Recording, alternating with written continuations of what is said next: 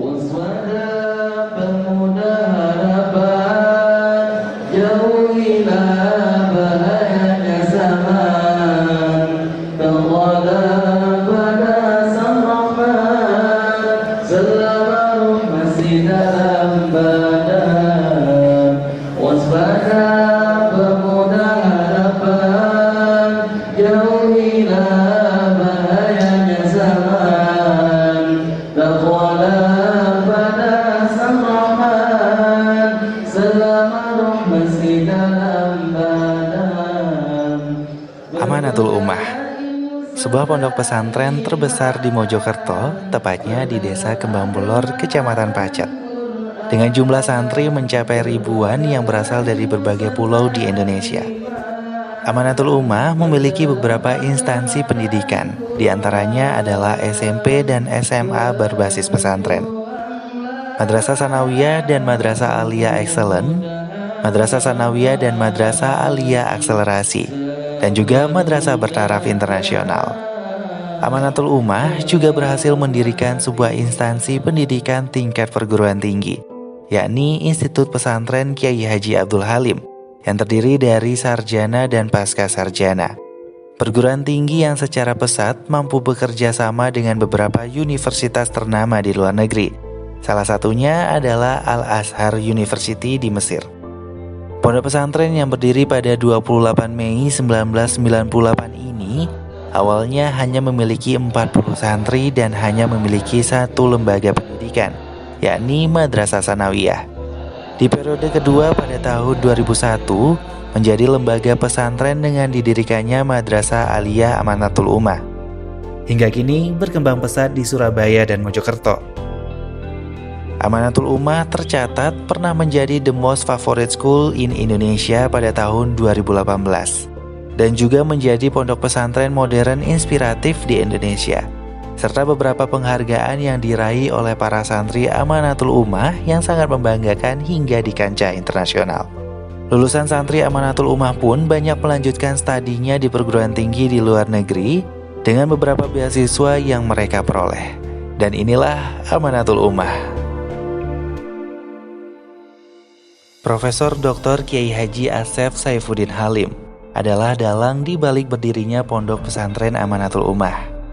Putra bungsu Kiai Haji Abdul Halim dari 21 bersaudara ini berhasil meraih cita-citanya untuk mendirikan lembaga pendidikan terbesar di Indonesia. Profesor Dr. Kiai Haji Asef Saifuddin Halim ini lahir di Lewi Munding pada 16 Juli 1955. Rasa ingin tahunya seputar dunia pendidikan sudah terlihat saat beliau kecil. Hal ini terbukti dari perjuangan beliau di dunia pendidikan. Sosok beliau adalah sosok yang sangat menginspirasi, dan beliau sosok yang bekerja keras, tidak pernah mengenal letih ataupun lelah, terutama kalau memiliki tanggung jawab, antara lain salah satunya adalah mengajar ngaji. Itu pasti beliau akan, bagaimanapun caranya, beliau pasti akan mengupayakan untuk tetap mengajar ngaji kepada santri-santrinya. Gigih dan ulet, inilah yang menggambarkan sosok Kiai Haji Asef Saifuddin Halim. Kegigihannya ini sudah nampak semenjak rasa penasarannya terhadap dunia pendidikan. Bersekolah di Sekolah Dasar Negeri Lewi Munding 1 Majalengka, di mana terkenal dengan sosok yang sangat sopan namun juga nakal. Tak dapat dipungkiri, Kiai Haji Asef Saifuddin Halim kecil pun sering menjadi bintang kelas kala itu. Setelah lulus sekolah dasar, Kiai Haji Asef Saifuddin Halim melanjutkan sekolahnya di SMP Negeri Lewi Munding Majalengka. Namun sayangnya ia tak ingin melanjutkan sekolahnya dengan alasan ingin menjadi pengembala kambing, seperti para nabi. Hal ini sempat membuat Kiai Haji Abdul Halim pun bingung. Kiai Haji Asef Saifuddin Halim pun masuk pesantren di Cipasung, Jawa Barat, Tasikmalaya. Namun tak bertahan lama, beberapa tahun kemudian ia dipondokkan di Pondok Pesantren Al-Ghazini, Buduran, Sidoarjo, dan bersekolah di SMP Negeri 1 Sidoarjo. Lulus SMP, Kiai Haji Asef Saifuddin Halim melanjutkan pendidikannya di SMA Negeri 1 Sidoarjo. namun hanya berlangsung sampai kelas 2 saja, karena ayahnya Kiai Haji Abdul Halim meninggal pada tahun 1972. Kendala ekonomi pun menjadi terhambatnya ia meneruskan pendidikannya. Abah saya adalah pendiri Jam'iyah Nahdlatul Ulama yang besar perannya dalam berdirinya Nahdlatul Ulama. Abah saya adalah orang yang menulis surat untuk dikirimkan ke kiai-kiai Jawa dan Madura dan sebagian Kalimantan. Yang menulis surat ayah saya. Isi surat didiskusikan bersama Kiai Wahab yang punya gagasan, tapi ayah saya menyempurnakan. Untuk apa? Prihatin atas Raja Abdul Aziz yang memberangus, yang berkeinginan untuk menghancurkan situs-situs Nabi termasuk makam Nabi. Itu ayah saya. Nah, ketika menulis surat ayah saya menyampaikan kepada Kiai Wahab, apa tidak ada juga tujuan kemerdekaan? Jawab Kiai Wahab, tentu itu yang paling utama. Surat itu ditulis oleh ayah saya dan dikoordinir oleh ayah saya tentang pengirimannya. Karena ayah saya sebagai sekretaris Nahdlatul Wathon, di Nahdlatul Wathon itu ada 60 murid yang selalu 60 koordinator pengiriman surat ayah saya. Semua mereka datang. Hampir semua mereka datang di hari hanya sesuai yang ditentukan dalam surat. Nah, ketika itu kemudian mereka membuat kepanitiaan yang diberangkatkan ke Hijaz. Namanya Komite Hijaz. Sebab Komite Hijaz ini untuk dihadapkan kepada raja tentu harus dari sebuah organisasi besar. Maka kemudian diputuskan bahwa Komite Hijaz ini diberangkatkan oleh Nahdlatul Ulama atas ide dari Kiai Mas Alwi.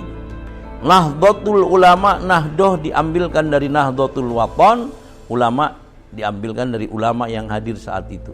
Maka dibentuklah, disusunlah Jam'iyah Nahdlatul Ulama, dan oleh karenanya bahwa Nahdlatul Ulama itu didirikan oleh kurang lebih sekitar 60 orang yang hadir saat itu. Rois akbarnya Kiai Hasyim Asy'ari, kemudian wakilnya Kiai Dahlan, dan katib awalnya Kiai Abdul Wahab Hasbullah, katib saninya abah saya. Setelah Jam'iyah Nahdlatul Ulama besar dan Indonesia sudah merdeka, mereka berkumpul. Kemudian diadakan pertemuan, Kiai Wahab yang memimpin. Dalam pertemuan itu Kiai Wahab menyampaikan bahwa para pendiri Nahdlatul Ulama yang sekarang masih hidup ini tinggal satu yang belum punya pesantren, yaitu Kiai Haji Abdul Halim. Maka kemudian abah saya juga memberi sebidang tanah di Cirebon dan di sana didirikan lembaga pendidikan. Sekarang dikelola oleh cucu-cucunya. Dan kemudian di tempat itu pula saya mendirikan madrasah aliyah. Kata ayah saya, nanti anak saya akan punya pesantren besar.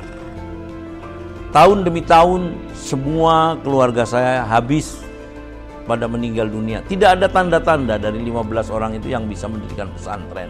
Tinggal saya sendirian, dan saya sendirian pun sebagai orang yang miskin, tidak punya apa-apa. Tetapi mungkin karena cetusan itu, maka saya bisa mendirikan pesantren ini.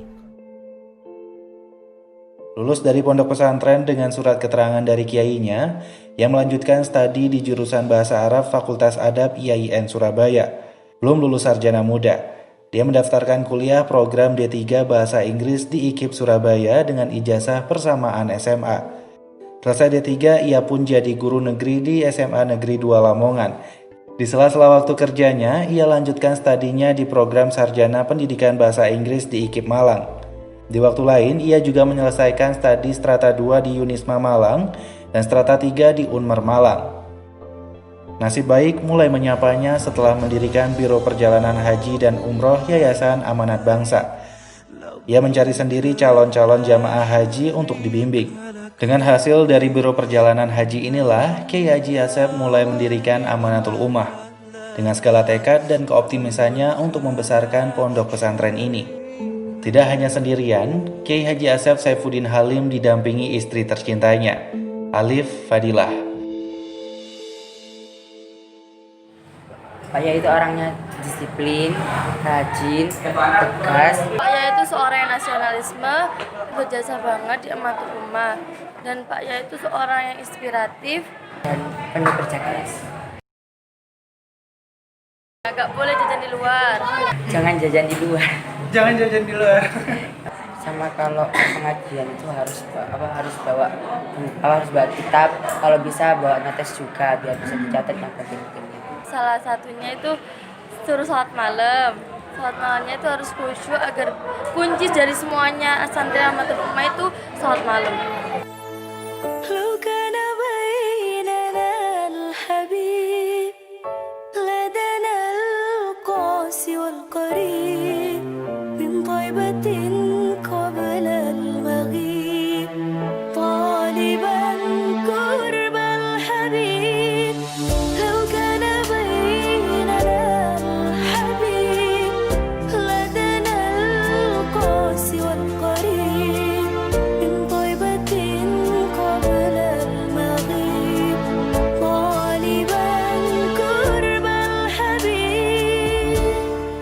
Oleh karena itu, ketika pun Amanatul Ummah dengan segudang award yang dimilikinya, tahun ini Amanatul Ummah mendapatkan award sebagai The Excellent Quality Education of 2020.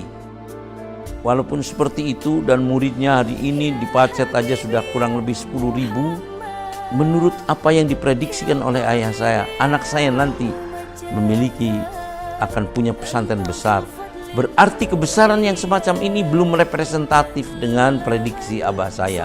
Oleh karenanya, mohon doanya, saya akan mendirikan International University. Dan kalau sudah ada International University, insya Allah mungkin baru representatif untuk dikatakan nanti anak saya akan punya pesantren besar.